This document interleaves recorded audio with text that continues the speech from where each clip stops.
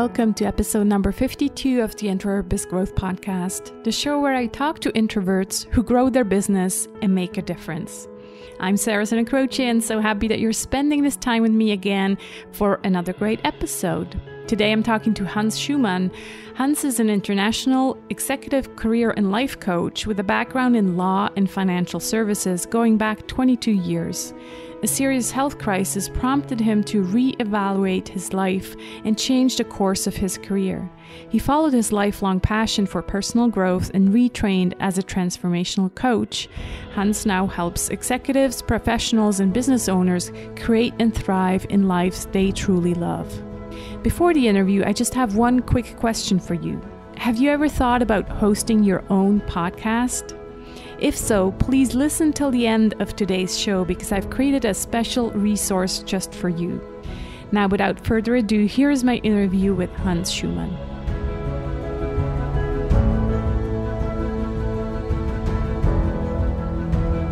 Hey Hans, it's so good to talk to you today.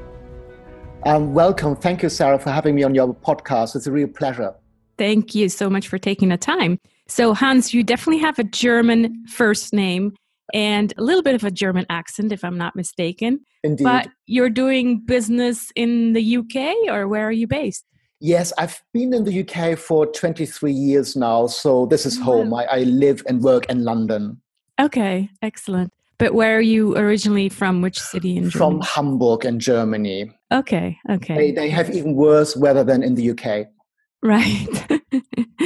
I guess we could do the podcast in German because I grew up in Bern and so I do speak German, but I think a lot of our listeners would have trouble understanding. So we'll just stick with English.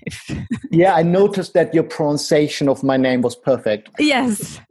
And I was like looking at your last name and I was surprised that there's no H. So did you take that out for the British or was there never an H after Schumann? There are two ways of spelling the surname. Okay. So there's no rule. You just have to know whether it has an H or not. Okay. But it's a very common surname. I had to move abroad to be special again because here when you Google me, I'm the only one who pops up. Yeah. Okay.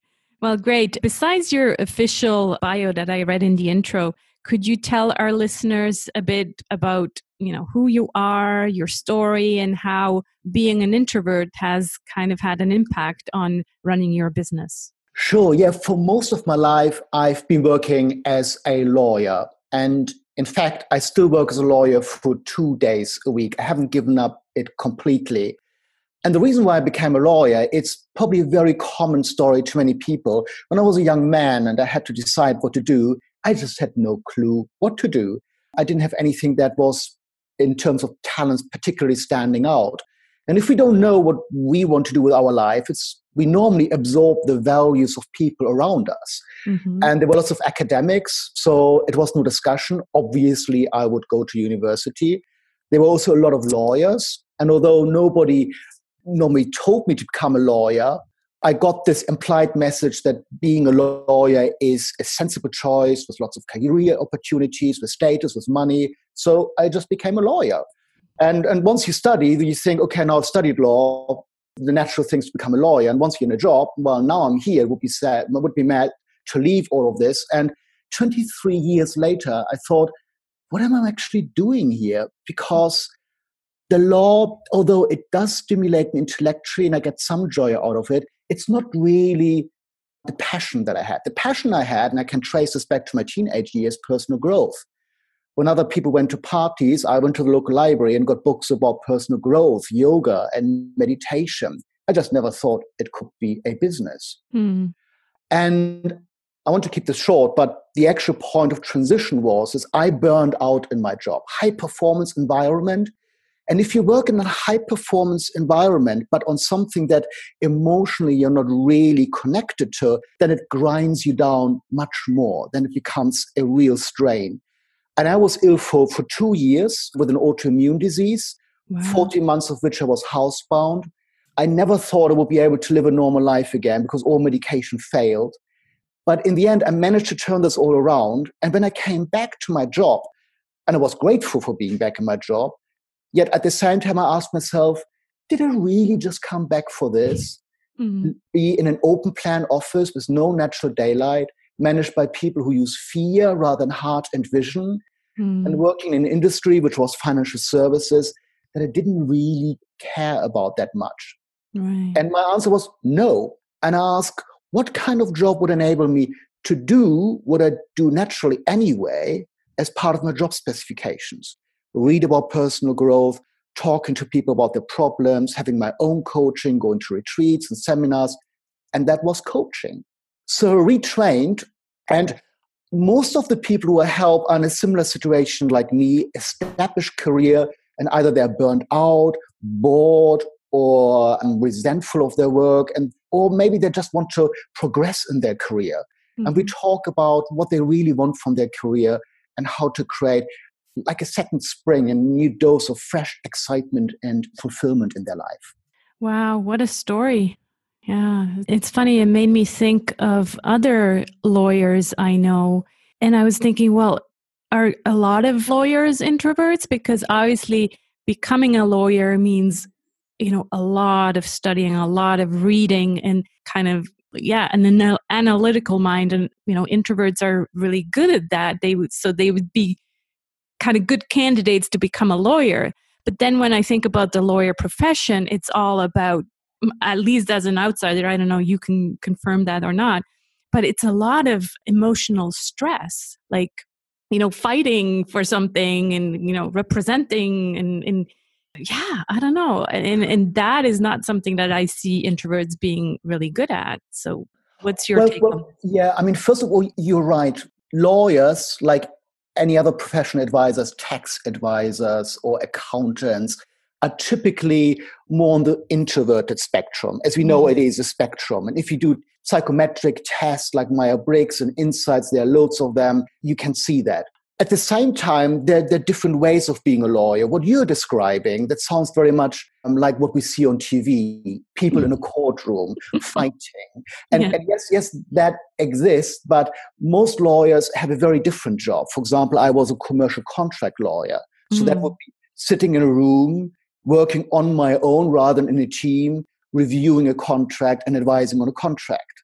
Okay. So you didn't have that much contact with the immediate client. That's right. Okay. So when we are an introvert, it's just really important to know what is in our flow, which activities are easy for us with the least amount of energy and which not. And if you're an extrovert, it would be quite painful for you to do what I used to be doing, doing all this reading and researching. That person could also be a lawyer, but would probably more thrive in a role that you envisage, being out there, maybe either getting business, doing the marketing, the selling, or being the one in the courtroom. Right. Yeah. I just found it interesting. I don't know if you know the podcast Good Life Project with Jonathan Fields. Have you heard of that? No, I don't. No. Okay. You should definitely listen to him. Very good podcast. And he's also an ex-lawyer. He's also a fellow introvert and now does, personal development work and very, very famous in the US. But I just thought it was interesting to hear that same, kind of breaking out of the law job. And I've heard many stories like that where people are in this boring lawyer job and they're like doing completely something different. And so your story confirms that. Very interesting. And there's a particular additional challenge that lawyers have, because although the legal work often is perfect for an introvert, if you want to be successful in a law firm, you need to get in business. Right. And to get in business, that's where extroverts are just more effective. Right. So it's a little bit of a conflict. Yeah. Because they're the loudest wins in a way. Yeah. All right. Well, let's talk about your current business then. And, congrats for getting over your burnout and starting that. And tell the audience how you currently, run your business and how you generate revenue, how you work with clients and all of that. Finding clients as an introvert is more challenging. At least that's what I believe. Some of the people that are very successful in the coaching industry are the kind of people who get clients everywhere. They talk to people as they are queuing in a coffee shop or when they're on a flight. At the end of the flight, they've sold coaching to the person sitting next to them. That's not me, unfortunately. So I have to work around that. And I learned that for me to go out there and do things like open networking, going to events where I just hand out business cards to strangers, I can do this, but it costs me a lot of energy. So I need other people to do the networking for me. Now, I can't afford, unfortunately, a marketing and sales team. But one thing that works quite well for me, I'm a member of a closed networking group. They're called BNI. You have them in the States as well. They're worldwide. And there you meet the same group of individuals each and every week. So you can create deeper and stronger relationships. And they help you finding business and you help finding business for them. That works better for me because it's about fostering deeper and long-term relationships. Also, what works for me is working with other people I'm associated with. I have a business consultancy who I'm associated with, and I'm their coach. So if they have a client who requires coaching, they will refer the business to me. And then there are things like online directories, which can also work quite well, Google Ads and Facebook. It's a mixture of all of that. Right. It's interesting what you shared about the BNI because I've been to one meeting and told myself I'll never go back. And you know why? Because of those, can't remember how many seconds, I think maybe a minute, the speech that you have to do when you go in there. And I was like, oh my God, I never want to experience that again. So do you have to do that 1 minute presentation every time or? Every time. And you see, that's not something I have a problem with. I mean, I'm an introvert who actually quite likes being on the stage sometimes. Mm-hmm. I like giving public speeches and so on. It's just that it requires more energy from me. So I couldn't do that every day. I need to withdraw them into my own little bubble to recover from that.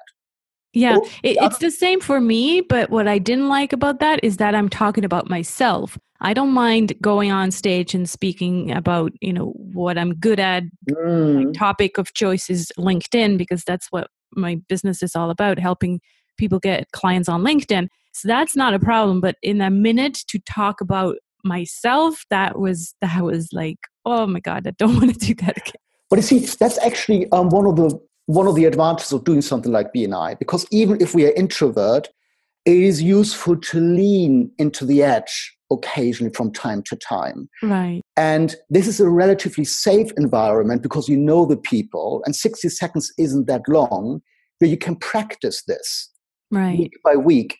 And then occasionally, every few months, you give a 10-minute presentation. Then you also have one-to-ones with individual team members to build deeper relationships. There are different ways in which you can cultivate being a little bit more extrovert from time to time. Right. I guess it's like the Toastmasters where other introverts have told me to, why don't you give that a try, and really helps you. It's a question of personal priority.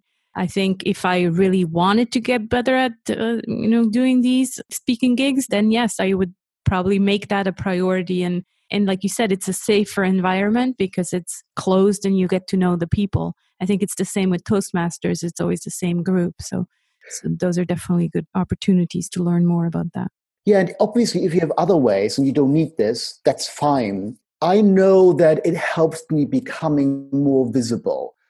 And I also enjoy having a wider spectrum of tools. So as I train myself to be a little bit more extroverted and doing these things, it just gives me more things to play around with. Right. So these are your challenges as an introvert. What would you say is, your biggest strength as an introverted entrepreneur? Well, I always like to say that coaching is the most beautiful expression of my introverted nature, because it is a one-to-one conversation, something that introverts like most, and one that goes very deep. That's just really leveraging our natural flow, what we are best at. Right. Having these strong connections and enjoying going really deep. So when we talked about your current business, you didn't really go into depth about how do you work with clients. So from your answer right now, I gathered that you do most of your work one-on-one. That's right. Because if I wanted to be a coach like Anthony Robbins, not and I'm saying I could, Mm-hmm. who speeches in front of 7,000 people in events, that would really draw energy out of me. For Mm-hmm. me as an introvert, it works better doing one-to-one. I'm also more interested in having impact on a small group, but going deeper, than having impact on a wide group, like 7,000 people, but having a more shallow impact.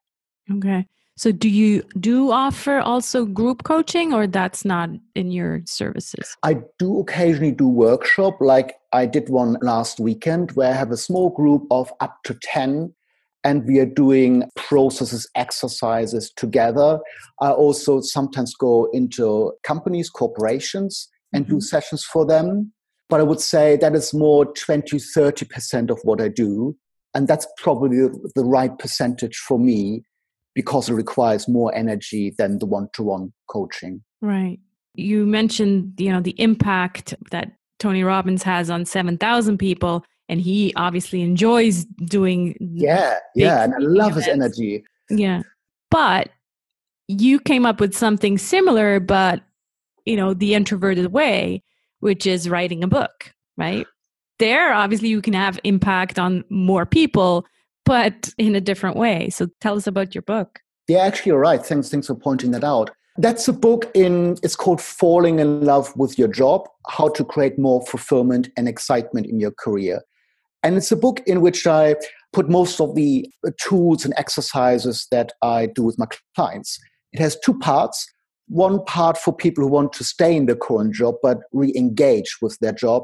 And the other part is about exploring what an alternative career could look like. So the exercise is about finding out what really matters most to you, which ways of working are most effective for you, what transferable skills do you have, how can you manage stress more effectively, different bits and pieces. And if you put them together, you get a very clear idea about what you want from your career and how that could look like for you. Right. What I find interesting is what you said in the beginning is that you still have your job as a lawyer 2 days per week, because there's different schools of thoughts. There's the ones that say, oh no, if you're sick of your job, you just got to quit it and become an entrepreneur and start your own thing. And then there's the other school of thought where they say, well, no, you kind of still have to pay your bills. And so maybe it's better to slowly transition into something new. So seeing that you still have your job, is that kind of more the school of thought that you're telling your clients? It depends on what the client wants, but generally I advise people to plan it carefully and transition in a safe way. Because unless you are in the business, you don't really know what it's like. And creating a business and finding customers can take longer than we think. Yeah. For some people, maybe fast, for others, not. But we don't really know until we've tried it. Also, if suddenly you depend on income from your business, and let's use coaching as an example, there is the risk that you coach from a place of neediness, that you accept clients that you don't really enjoy working with, or that your neediness comes through in the engagement, and that is just unattractive. I still like having this regular paycheck coming in, and I can live off the money just from the 2 days of legal work. It's a very fortunate situation. And it brings stability into my life. Yeah. And I like security. The other thing is, it keeps me connected to the industry. Right. I work with a lot of lawyers who still take me serious because I'm still one of them. It creates some rapport. Plus, I find that being a business owner, a one-man business owner, can be very lonely. Mm-hmm. And I now appreciate that on 2 days a week, I go to an office where there's a team and just other people to talk to. It's almost having the best of both worlds. Also, what I find now that I'm running my own business, I appreciate some of the things more that you have in employment, like having a framework. I don't need to think when I turn up in the law office what to do on the day, what is the right strategy. I know. Sometimes I would like to wake up and have somebody just hand me a paper, do this today. It's so easy. I turn up and I do whatever is on my desk. Yeah. That wouldn't be inspiring as a full-time job, but for those 2 days, it's a really nice change. Yeah, I'm totally with you. To me, I'm, full-time entrepreneur, but my husband is in the corporate world. And it's so interesting how, it's so very different. And Usually it happens to me after the summer because I take off the summer and we just spend time with the kids. And then it's so hard to get back. And I told, my husband is complaining, I got to go back to work. I'm like, well, you just go in there and, he's the executive level. So it's not like somebody tells him exactly what he needs to do. But still, there's projects. And so he knows what needs to be done. Yeah. Where me is like, well, if I don't create something, nothing gets done. So I'm totally with you. I would like that balance sometimes too. Yeah, and on top of that, sometimes you just don't know whether what you're doing is actually the right type of activity. Yeah, exactly. I mean, in my business, I've tried so many different marketing strategies and created content and developed products, but many of them never really created a return. It's error and trial.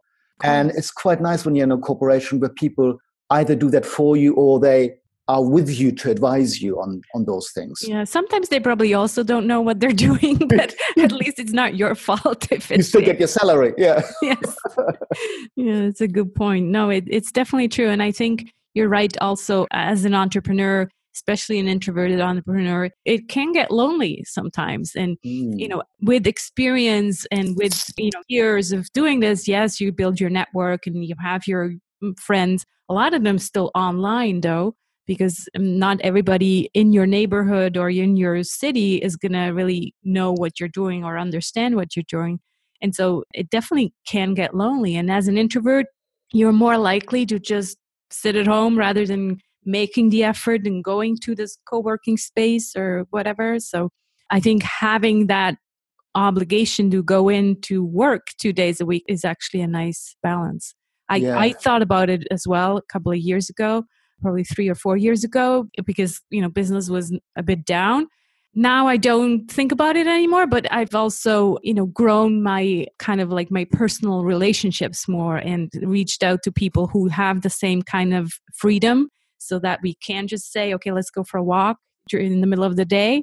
Where before it's like this idea of being an entrepreneur, oh, it's great, you have all this freedom, but then if you have this freedom, but you're always alone, that's not much more fun, right? So freedom as a business owners can just become another cage. Yeah, exactly. That's why I spend time with my clients if they want to, actually, even if they want to have another career or another business, on exploring what are the life outcomes that you really want to create. Yeah. And does the plan that you have really enable you to create those outcomes? Yeah, because it's one thing to think, oh, I just want to sit at the beach, but, it gets pretty boring to sit at the beach all day, every day. Yeah. Excellent. Well, let's talk about another topic. And I like to call this question the golden nuggets. And that's where I ask you to share one of your personal habits, something that you do on a regular basis that you think contributes to your success. For me, it's LinkedIn. And you will like that because you're a LinkedIn consultant. I've made it a habit to post several times on LinkedIn. And there's a mixture of posts that my own posts where I share articles or videos that I've created, and a mixture of content that I just pass on, but that's relevant to what I do. Right. Also reaching out to people regularly on LinkedIn, connecting to them and engaging with other people's posts. That works for me quite well because my target market, corporate worker, they're most likely to be on LinkedIn and they're most likely to take me serious as an executive coach more than Facebook. Yeah, of course. That's where your audience is. And yeah, indeed. A lot of these corporate people probably are not even on Facebook, or like you said, if they were, they probably wouldn't make business decisions on that platform. Yeah, you wouldn't have an executive who joins a Facebook group to talk about his career ambitions. So the normal strategies that marketers advise coaches to pursue, and it's normally a template strategy, Facebook ad, Facebook group, and then on-sale coaching services, it just doesn't work for me, not for my target market. No, and that's the thing with marketers. They give out these guidelines without taking into consideration what your business is and who your client is. Because clearly for your audience, Facebook is Facebook, or imagine Instagram. Well, they're just not there, and that's not where they're in a business mindset. So that's right. Yeah. Well, I'm glad to hear that you're getting success with LinkedIn, because obviously that's what I'm teaching. And so it's good to have a success story. What about an internet resource or a tool that you're using online? Well, linked to working on LinkedIn, I use meetedgar.com. Mm-hmm. I don't know whether you know that service. There are probably loads of them. It allows me to post content across all my platforms automatically. It's a little bit like a jukebox. You have libraries of all posts and content. You design a schedule, and the service posts regularly on Facebook, on LinkedIn, and on Twitter. And then you just add new content so that they don't always post the same thing. But that means I minimize the work that I need to spend on the posting because I just have one interface that does the posting for me automatically. I really enjoy working with that platform. Okay. Yeah, I just want to give a little warning. It doesn't concern you specifically, but I just know I'm in a Facebook group where recently at least 3 of my connections said that they were blocked by LinkedIn. So that LinkedIn suspended their account because they were using one of these online scheduling tools. Oh, and wow. Me, myself, I use CoSchedule. And I don't know exactly which platform they were using, but LinkedIn is getting a bit annoying if you ask me, because it's not like we're spamming people, but there's been these 3 people that I know about that their account were blocked or suspended and then they freed it again. But it's a hassle because they block everything and then you have to write to them and blah blah blah. So thanks for that. And I share your concern that there's more and more spamming on LinkedIn.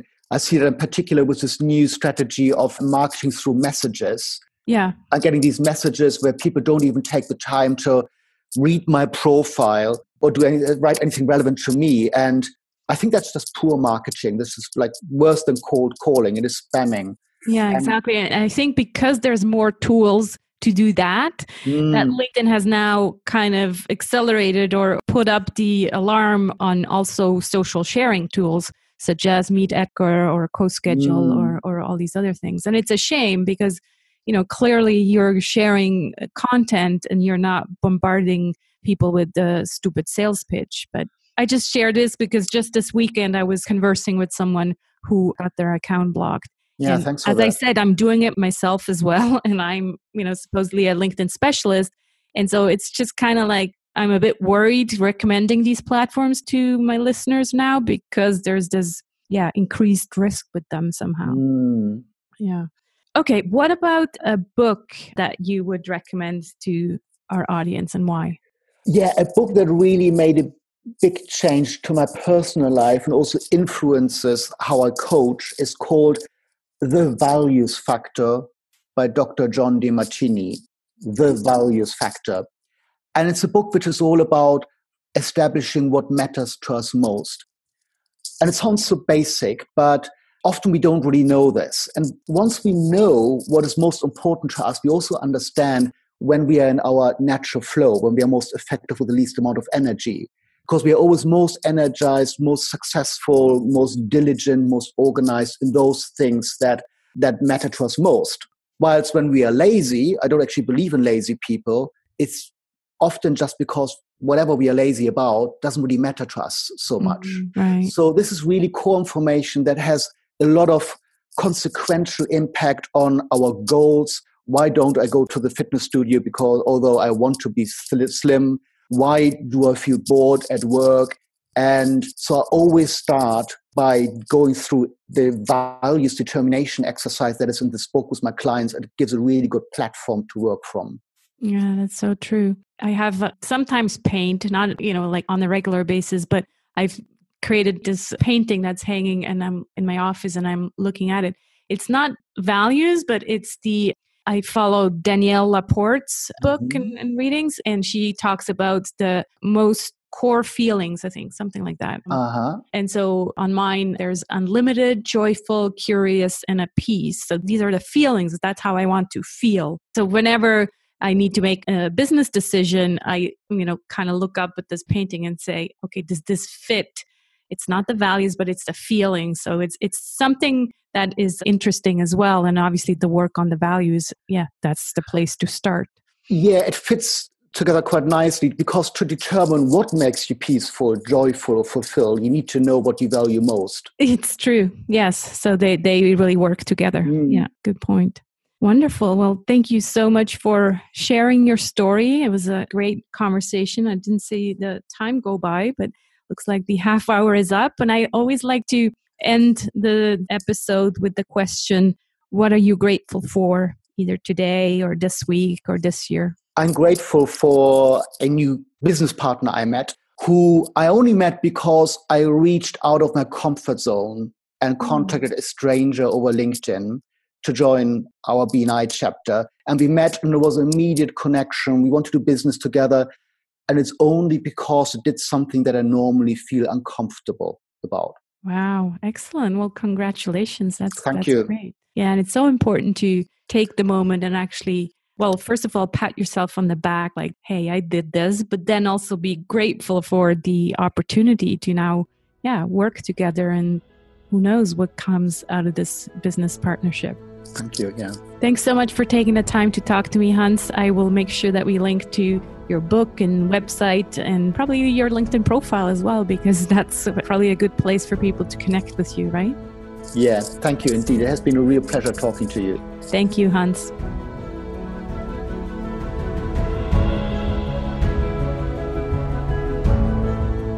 That's it for this episode of the Introvert Biz Growth Podcast. You can find Hans at hansschumann.com or facebook.com/Hans Schumann Coaching.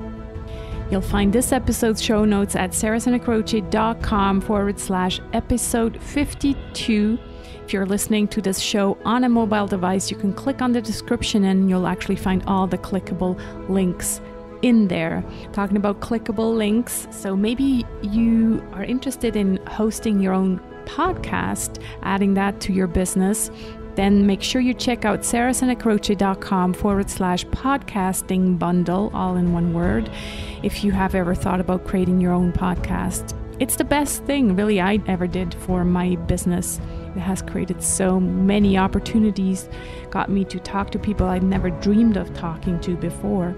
So I've created a podcasting bundle for you in which I share my experience hosting this show, list of tools I use, including the scheduling tool, the mic I use, the podcast host I use, etc., etc.